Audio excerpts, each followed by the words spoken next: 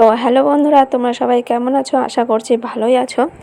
তো আজকে আমি চাউমিন বানানোর জন্য নিয়েছি চাউমিন, তারপরে একটা আলু কেটে নিয়েছি আর নিয়েছি পেঁয়াজ।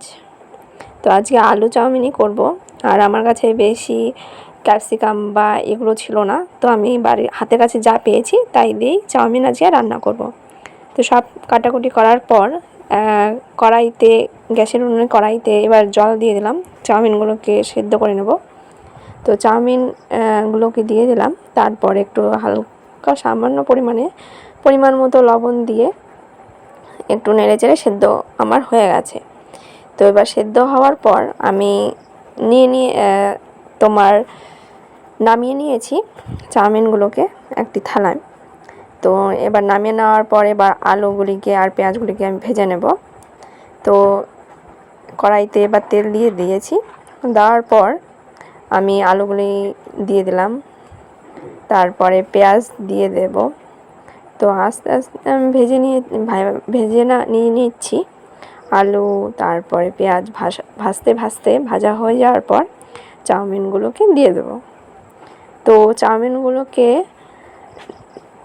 একটু চাউমিনের ওপর দেওয়ার আগে চাউমিনের ওপর একটু সামান্য পরিমাণে তেল আমি ছড়িয়ে চাউমিনগুলোকে আগে মেখে নেব, যাতে চাউমিনগুলোকে একে অপরের সাথে লেগে না যায়, যেন চাউমিনটা ঝুরঝুরে হয়।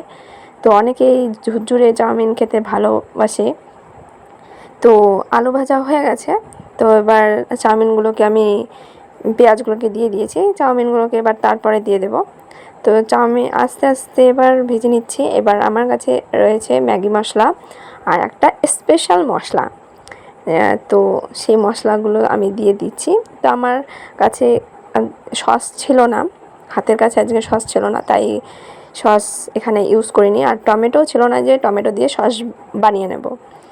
তো তারপরে এই আমার স্পেশাল মশলা, ভাজা একটা স্পেশাল মশলা আমি এখানে ইউজ করলাম। এবার সামান্য পরিমাণ মতো লবণ দিয়ে দেব। নাড়িয়ে চাড়িয়ে আমার রেডি চাউমিন। এবার হাতের কাছে একটা ছোটো থালা ছিল, স্টিলের থালায় এবার আমি নিয়েছি, নামিয়ে নিলাম। এবার আনন্দে মজা করতে করতে খাবো। তোমরা যদি কেউ ট্রাই করো তো এইভাবে রান্না করে ট্রাই করতে পারো, তো তোমাদের ভালো লাগবে। তো টাটা, সবাই সাবস্ক্রাইব করে দিও।